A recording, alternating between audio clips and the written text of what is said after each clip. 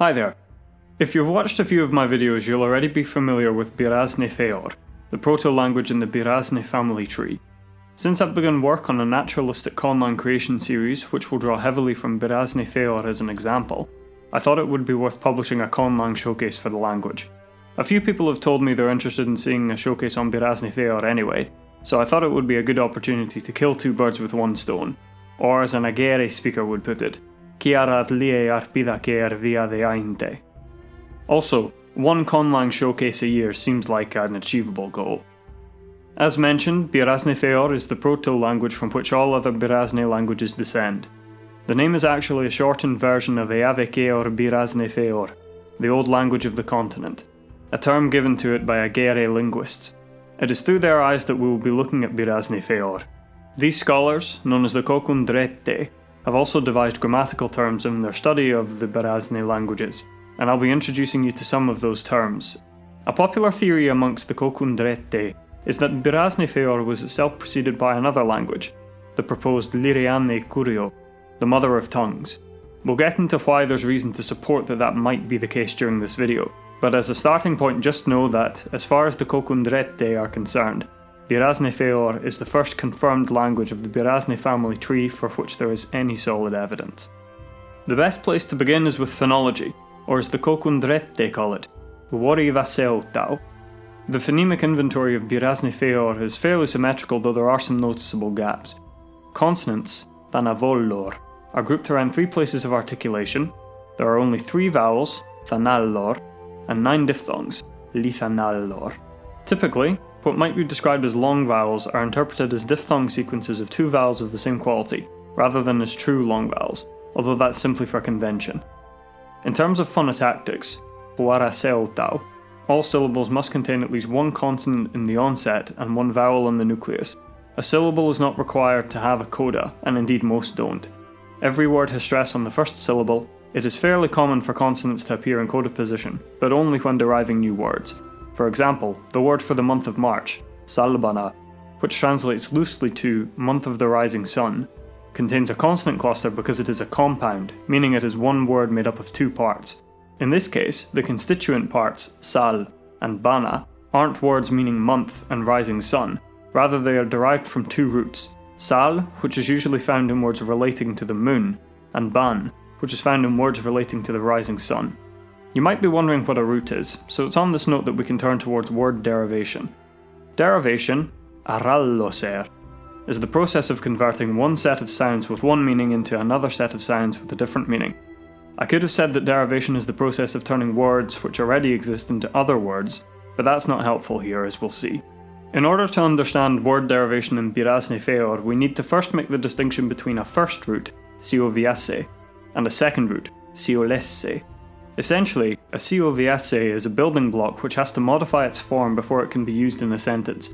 From the Uorivaser, sal, we can make changes to convert it into several usable Selliē, salupi, salupis, and saladi, which have meanings related to the concept of the moon. However, we can't just use sal in its own right, unless it's part of a derivational compound. It might be helpful to clarify the terms used here. When looking at the Selliē, we might be tempted to think of them as words. However, as far as the Kokundrette are concerned, they aren't. More accurately, the word in Agere for word is ser, but this only describes a word as it appears within a sentence. When creating a word, we must first begin with the Uorivaser, or the concept of the word, which we convert into a usable Selliē for use within a sentence, but then when we actually use it within a sentence, it becomes a ser. Later in this video, you'll notice that the words for parts of speech, including nouns, verbs, and adjectives, are formed from compounds of this term ser, because when they appear on their own, they don't mean anything, and they can only be understood in context in relation to the words which surround them. This distinction is helpful when we come to look at derivation in Birasne Feor as a 2-step process.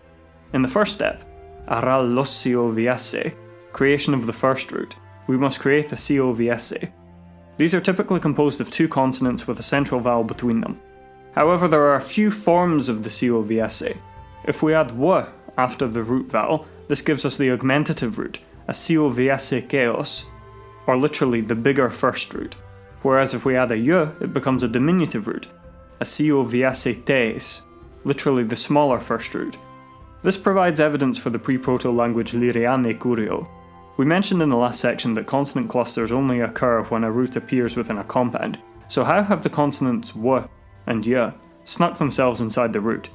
It is likely that this is derived from an earlier stage of the language which used augmentative and diminutive suffixes, which underwent metathesis with the last letter of the root to become infixed within the root itself. Once we've derived our Uorivaser, we can look to the second step, Aralloser. A capital V here means using the root's central vowel as part of the suffix. Some consonants can be seen within brackets, which means that they are infixes, like the augmentative and diminutive w and y. These likely arose from a similar process of infixation and metathesis. Here we have tilusma, an adjective meaning darling or beloved. It is likely derived from an earlier root tilum, along with an adjective suffix sa. You might wonder why tilum is composed of 3 consonants rather than the expected 2. This is an example of an extended root, a siotave, which comes from the Uorivaser til and an undefined ending which appears to have no obvious semantic meaning. There are also other derivational morphemes to denote substances, inhabitants, and places. Turning now to grammar, Uorivaser. Birasne Feor makes extensive use of suffixes, with each suffix performing only one grammatical function. In the word kubada gui, kubada is the noun, gu marks the noun as being in a state of possession by another noun, and e marks the plural. As you might guess, this makes the language's typology agglutinative, in that it stacks these suffixes one after another with no change to their form. It is proposed that this developed from an isolating typology in Liriane Curio, whereby all suffixes were at one time independent morphemes. As a result of a high degree of agglutinative word agreement, word order is generally free, so that typically the first word in the sentence will be the one which receives the most focus or emphasis. This usually defaults to a verb subject-object word order. The language is, like most of its descendant languages, predominantly head-fronting. Moving on to nouns, Sedroroe. These are inflected for 3 numbers and 6 cases, which are mostly the same as they are in later agere. However, you might be wondering about that dual number. Agere has generally lost its dual form and so can no longer productively use the dual in all nouns. However, there are hints to its existence in the form of certain irregular plurals, usually for common nouns which come in pairs. We would expect the word for leg, fate, to have the nominative plural, fate. However, it doesn't. In reality, the nominative plural is fatalke, with the accusative plural fatariar. The irregular ending is thought to be descended from Birasne Feor's dual form, which suppleted the plural in common pair nouns. This is also true of the word for hand, thuvei, which has the nominative plural thuvearelke. Adjectives, Setravarē, agree with their nouns in form. Adjectives will end in a long vowel matching the quality of the last vowel of the noun which they describe. However, this is also true of nouns ending in s, in which case the adjective will end in a long vowel along with s. Adjectives also have both a comparative and a superlative form. Postpositions, Selliē, fall into 2 groups. Those which describe static location take nouns in the dative case, and those which describe motion either take the accusative or genitive case.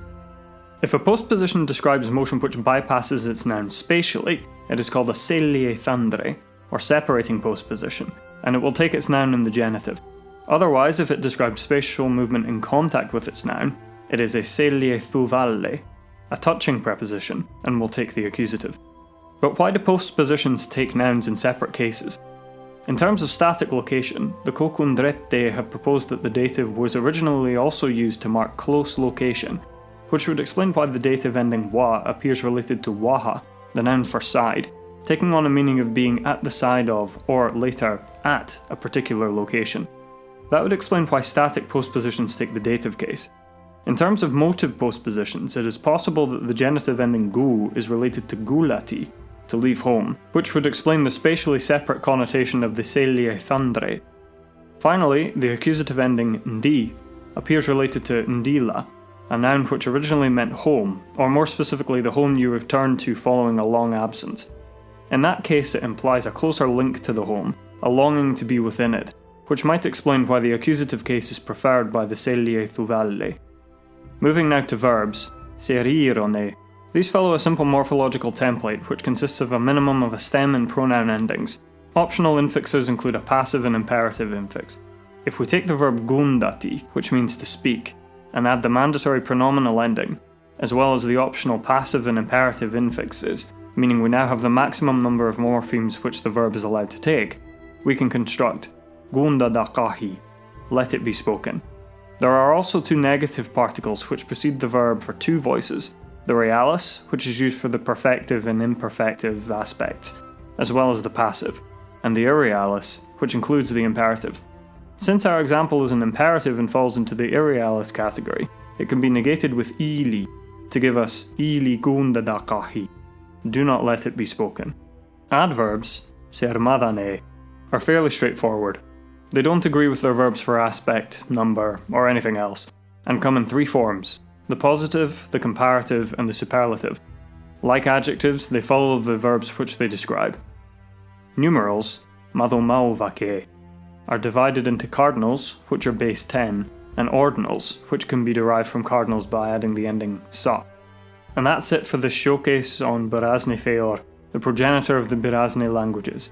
I hope this new perspective on behalf of the Kokundrette has been interesting, and I'll leave you with a reconstruction of a passage originally included within my Agere video, but now as it would have been in Birasne Feor.